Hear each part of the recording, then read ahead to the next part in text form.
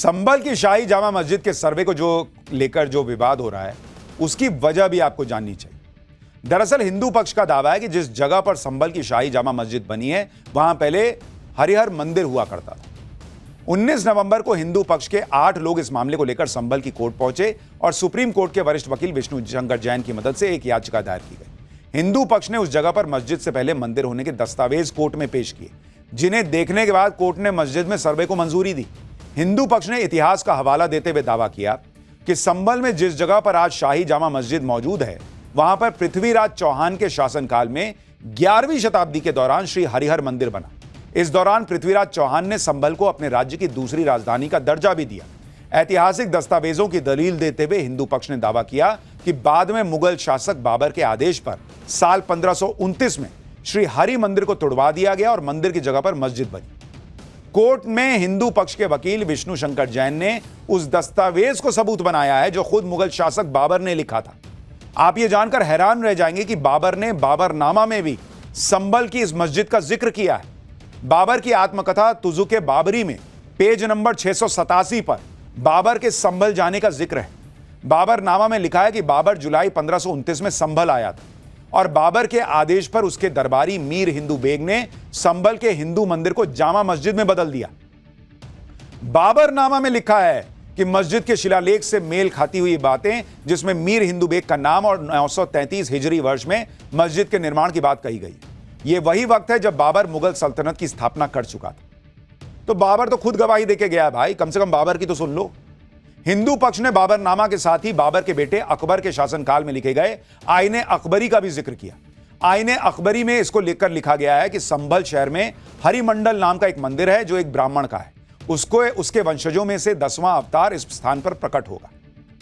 यही नहीं, संभल में मस्जिद की जगह पहले मंदिर होने के दावे को साबित करने के लिए हिंदू पक्ष ने कोर्ट में संभल का पुराना नक्शा भी सबूत के तौर पर जमा किया। आप भी संभल के इस नक्शे को देखिए।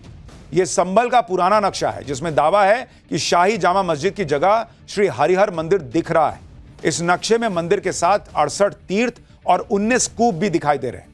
नक्शे के ऊपर शक संवत 987 लिखा हुआ है। अगर इसे ईस्वी में बदलें तो इसमें 78 साल जोड़ने पड़ते हैं, यानी यह नक्शा 1065 ईस्वी का है, आज से करीब 1100 साल पहले का। जबकि मुस्लिम पक्ष दावा कर रहा है कि यहां तो शुरू से ही मस्जिद थी। इस नक्शे के अलावा सरकारी गैजेट में और क्या क्या है वो भी देखिए। इसमें लिखा है कि यह निर्विवाद है कि संभल बहुत पहले हिंदुओं के लिए एक पवित्र स्थल था। नगर के केंद्र में स्थित कोट पर विष्णु जी का एक प्रसिद्ध मंदिर था जिसे हरि मंदिर कहा जाता था। इसके निर्माण का श्रेय पृथ्वीराज राजा जगत सिंह और राजा विक्रम सेन के पोते नाहर सिंह को दिया जाता है। यह मंदिर अब अस्तित्व में नहीं है और उसकी जगह एक बहुत ही शानदार मस्जिद ने ले ली है। यह सरकारी दस्तावेज में संभल में जिस जगह पर हरि मंदिर होने का दावा किया जा रहा है, उस मंदिर का हिंदुओं के लिए कितना धार्मिक महत्व है, आप यह भी समझिए।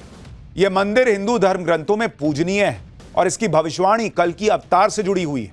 मान्यता है कि इसी श्री हरिहर मंदिर में भगवान विष्णु का कल की अवतार होना है।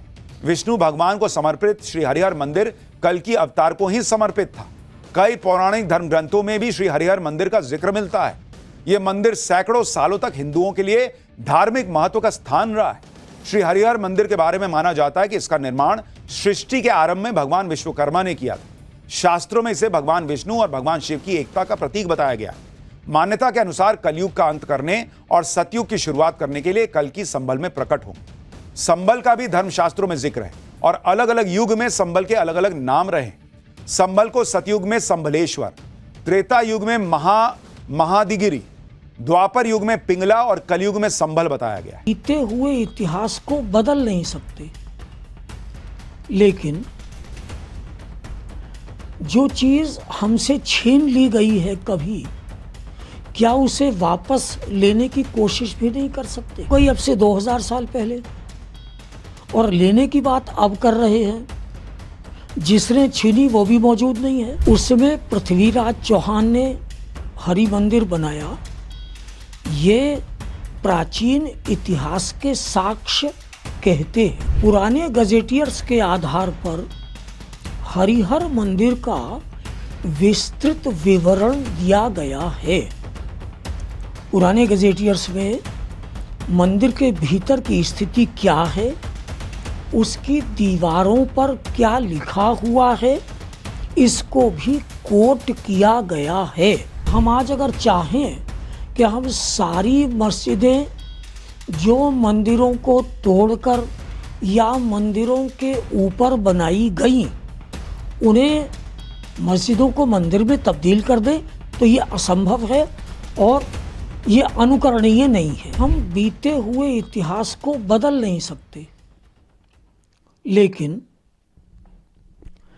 जो चीज़ हमसे छीन ली गई है कभी, क्या उसे वापस लेने की कोशिश भी नहीं कर सकते? ये दोनों विरोधी प्रश्न हैं।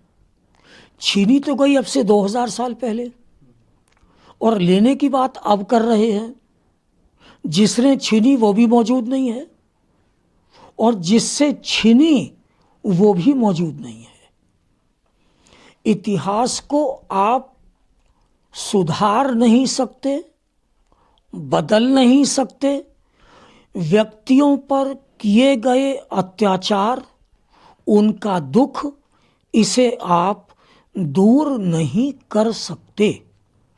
लेकिन भारत में आज गणतंत्र है, हिंदू मुस्लिम सारे इसमें रहते हैं, सब इसके नागरिक हैं। ये तो संयोग है कि संभल के हरि मंदिर को लेकर एक प्रश्न हमारे सामने पैदा हो गया है। इतिहास ये बताता है, पृथ्वीराज चौहान के समय संभल एक प्रांत की हैसियत रखता था। संभल प्रांत की राजधानी था, जैसे आज लखनऊ प्रांत की राजधानी है और उत्तर प्रदेश प्रांत है। उस समय ये संभल सूबा था और संभल नगर ही इसकी राजधानी था। उसमें पृथ्वीराज चौहान ने हरि मंदिर बनाया। ये प्राचीन इतिहास के साक्ष्य कहते हैं। किस रेफरेंस में, मतलब किन बुक्स में ये रेफरेंस मिलता है? देखिए, जो पुराने गजेटियर्स हैं उन गजेटियर्स में इनका उल्लेख है। 1883 के आसपास भारत में गजेटियर्स का लिखा जाना आरंभ हुआ और ये 1968 तक इस प्रकार के गजेटियर्स मुख्य मुख्य नगरों के नाम पर लिखे गए। जो मुरादाबाद का गजेटियर है 1968 का, उसमें इस बात का उल्लेख है। 2024 में मंडलीय कमिश्नर महोदय ने मंडलीय गजेटियर प्रकाशित कराया। उसमें पुराने गजेटियर्स के आधार पर हरिहर मंदिर का विस्तृत विवरण दिया गया है। पुराने गजेटियर्स में मंदिर के भीतर की स्थिति क्या है, उसकी दीवारों पर क्या लिखा हुआ है, इसको भी कोट किया गया है। आप गजेटियर का अवलोकन करेंगे तो आपको ये सारी बात स्पष्ट हो जाएगी।